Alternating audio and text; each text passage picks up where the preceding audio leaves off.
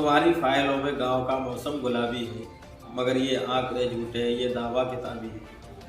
बस यही बात कह रहे हैं मोहम्मद आरिफ एडवोकेट, नगर पालिका परिषद बहरी से संभावित समाजवादी पार्टी के चेयरमैन प्रत्याशी, जो कि बताते हैं कि नगर में विकास के नाम पर सिर्फ और सिर्फ भ्रष्टाचार हुआ है और जो दावे करे जा रहे हैं वो सिर्फ किताबों में ही है, आंकड़ों में ही है, कहीं नजर नहीं आते।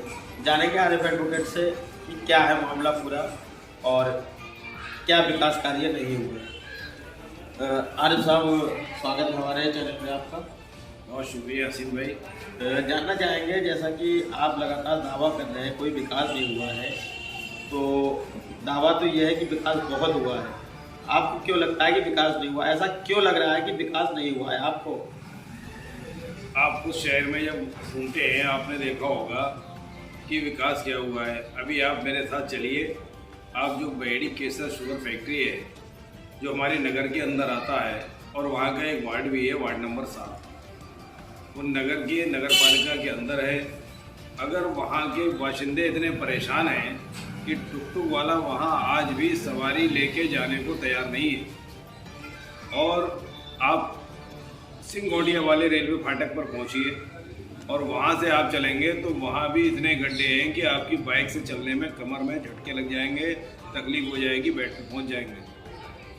जो हमारी मांग पर 2 रोड पड़े भी, उन रोडों पर ये स्थिति है कि 1 इंच माल नहीं लगा वहाँ पर, और लोगों ने वीडियो भी बनाई, शिकायतें भी की गई उसकी, लेकिन ये सोच के कि चलो कुछ गड्ढों से राहत मिल जाएगी, मेकअप करा गया है रोडों का, जो कि रोड नहीं पड़े।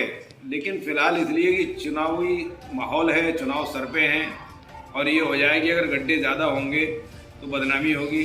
हालात ये तक हो गए थे कि अभी 12वीं शरीफ का जुलूस, 12 रबीउल अव्वल का जुलूस निकलने वाला था, तो जो चेयरमैन महोदया का रोड है मेन चलने वाला पंजाबी कॉलोनी से, और वो रोड आता है, तो उस रोड पर इतनी ख़राब पोजीशन थी कि 11 तारीख की रात में, यानी जब जलसा होता है उसकी रात में वहाँ रेत डाल के और वहाँ पर बारीक बजी डाल के, क्योंकि रोज़ा मुबारक जब चलता है आगे आगे तो वो कैसे निकलेगा, तो वो टेम्परेरी आज भी आप चले जाइए, जो कि चेयरमैन महोदया का खुद रोड है, सिर्फ उन्होंने अपने घर के सामने थोड़ा सा रोड पड़वा रखा है, बाकी आगे फिर गड्ढे हैं आपको मिलेंगे।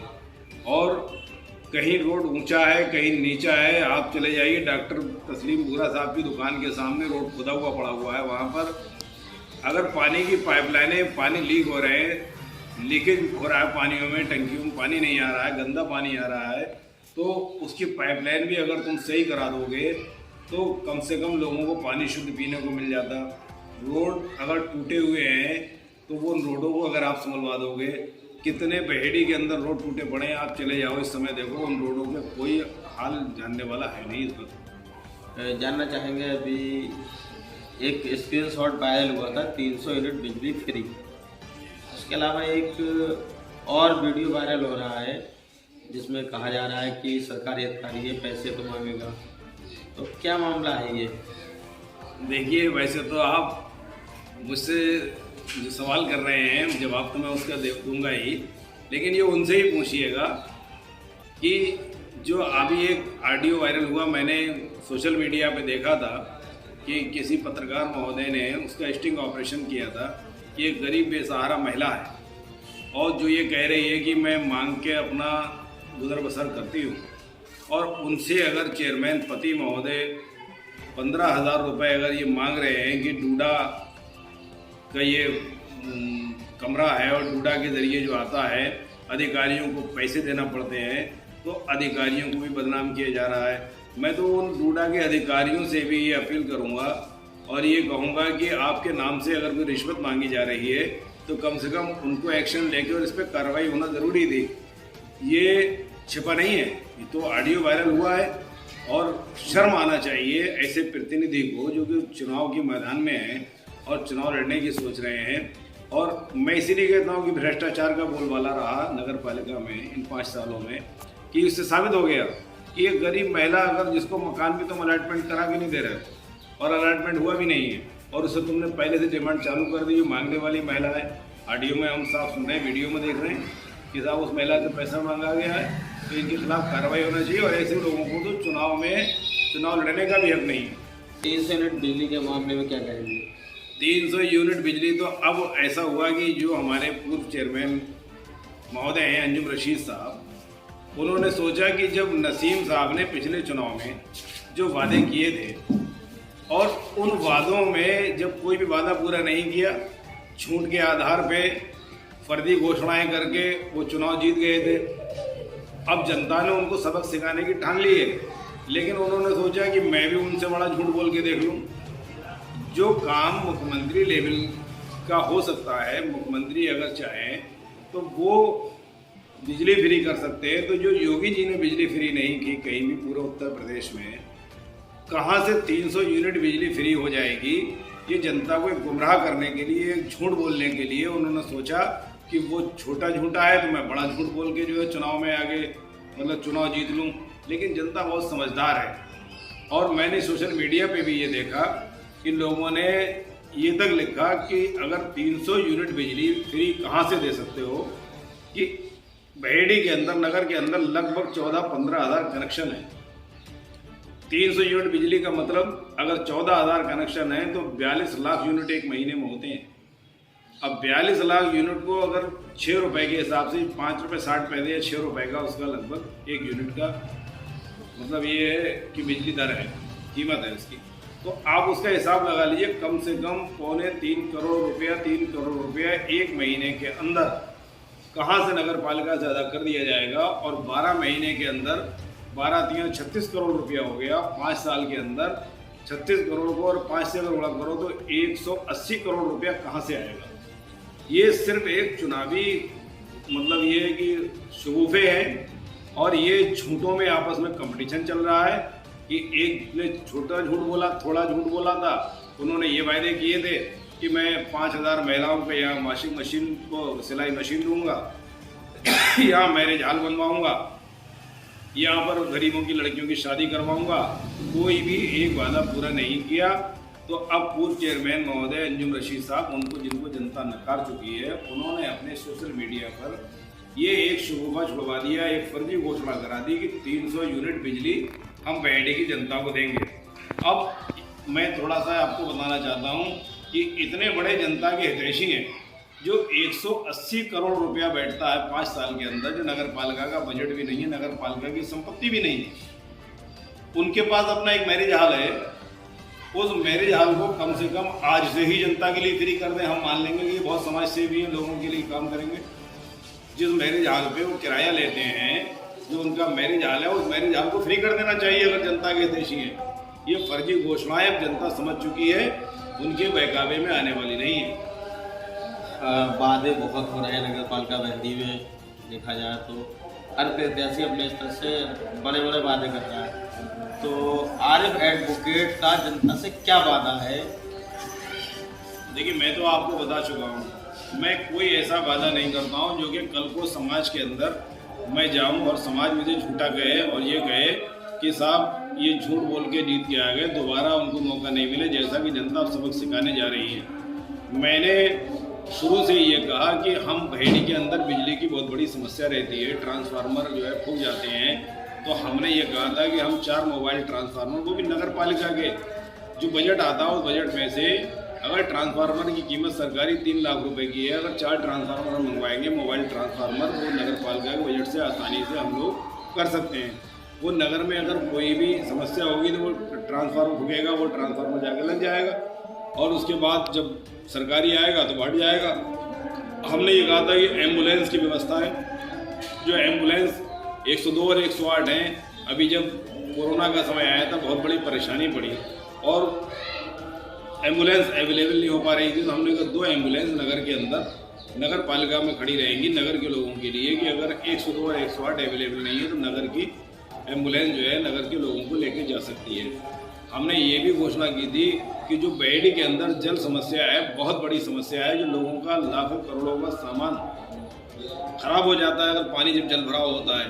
तो चाहे जमील साहब के समय रहा हो, चेयरमैन साहब रहे हो, अंजुम रशीद साहब रहे हो, मुमताज़ जहां रही हो, नसीम साहब रहे, किसी ने इस ओर ध्यान नहीं दिया कि बहेड़ी के अंदर की पानी की निकासी की समस्या कैसे दूर होगी।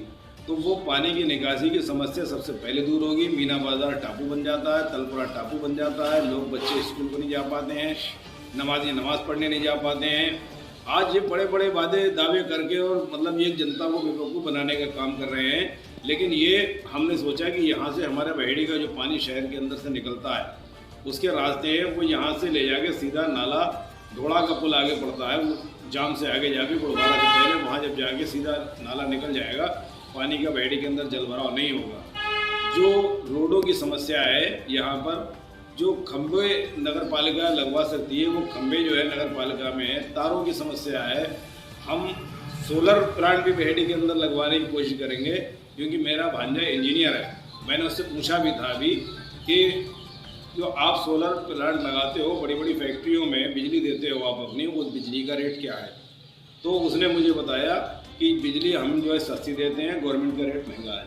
तो हमें अगर जनता ने मौका दिया तो हम सोलर प्लांट से बहेड़ी की जो लाइट रात को जगमगाती है, जो डीजल का खर्च जिसमें भ्रष्टाचार होता है, और जो अपनी चेयरमैन महोदय अपनी गाड़ियों में तेल डलवा के घूमते हैं, तो वो हम सोलर प्लांट से अगर वो चालू कराएंगे तो हमारी नगर पालिका की का खर्च कम होगा, जो बिजली का बिल है वो कम आएगा। तो कुछ में हमारे पास और भी योजनाएं हैं। हमने कहा था कि जैसे मोहल्ला क्लिनिक चलाएंगे। मोहल्ला क्लिनिक है, एक आसानी से एक मोहल्ले में एक एरिया में डॉक्टर बैठा दिया जाएगा और वो अपनी दवाइयाँ जो होती हैं, जेनरिक दवाइयाँ वगैरह ज़रूरत पड़ती है, गरीब बहुत लोग हैं वो नहीं मतलब ये दवाइयाँ ला पाते हैं, तो वो मोहल्ला क्लिनिक डॉक्टर बैठा होगा, उनकी सुविधा हम लोग कर सकते हैं। हमारे पास समाज सेवी भी कुछ लोग ऐसे हैं, कुछ नगर पालिका से, कुछ अपने पास से, वो भी हम चालू कराएंगे। बहेड़ी में स्टेडियम की बहुत सख्त ज़रूरत है, स्टेडियम नहीं है, तो स्टेडियम भी बहेड़ी के अंदर हम कोशिश करेंगे कि स्टेडियम बने। एक बहुत बड़ी समस्या है, कल आपने देखा होगा हाजी शकील कुरैशी साहब का सलाटर हाउस कल बंद हुआ। तो अब हमारे यहाँ मीट जो आता था बरेली से आता था या संभल से आता था, बहेड़ी के अंदर सलाटर हाउस नहीं है। वो सलाटर हाउस की इतनी बड़ी समस्या है, हमारी ये कुरैशी बिरादरी है वो बर्बाद हो गई।